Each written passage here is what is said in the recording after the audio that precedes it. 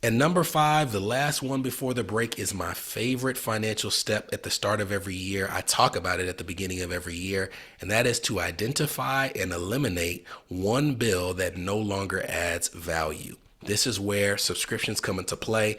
Every single January, I print off our credit card statements, I print off our bank statements, I get a highlighter, I take that highlighter to the paper, and I identify everything that's automatically coming out of our account. And I cannot think of a year where I haven't found at least $100 worth of savings across personal and business purchases from not just major things that were going out, literally things that we either had duplicates of or no longer use. A Paramount Plus subscription that my son hasn't logged into in months.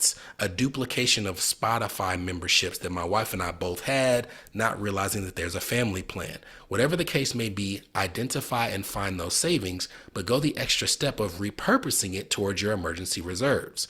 You're already used to paying this money. This is not new money out of your budget. Now you don't have to pay it anymore. So if you were listening to that step where we talked about identifying and layering your reserves, and you had no reserves to speak of or no surplus that you could use to your benefit, this is a step that can help you in establishing it, and it's one that all of us need to take on a semi-regular basis. Number six is to have a transparent conversation about your goals and behaviors when it comes to your finances. Now, when I say a transparent conversation, if you're not someone who shares your finances, this is something where you got to have some self-awareness. This is an internal conversation that you're having with yourself about some things that you want to do financially or some things that are holding you back financially. If you are having this conversation with a partner, the thing that I would stress is this is not an accusatory conversation about goals and behaviors. And I would encourage you to start with a compliment if you're criticizing someone else, or instead of criticizing someone else first, to first acknowledge your own behaviors that might be holding you back financially.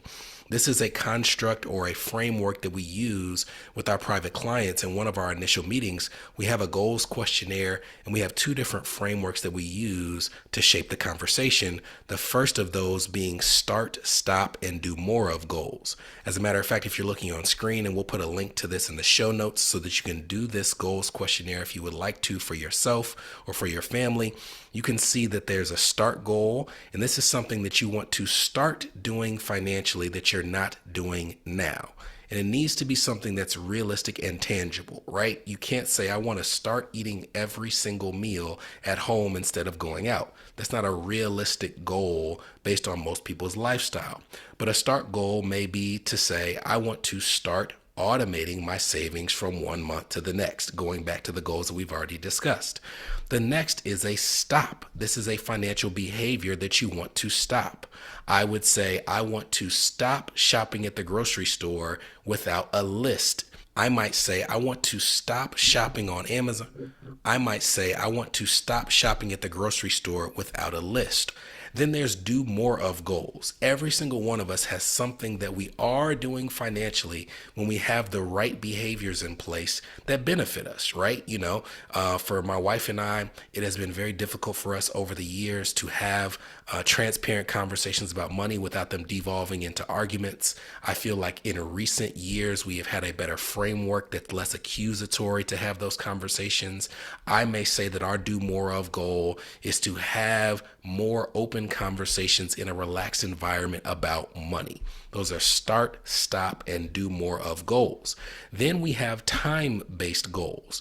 We have a 1-year goal. Then you could have a short-term goal of 1 to 3 years. Then you have intermediate goals. These are 10 years or less.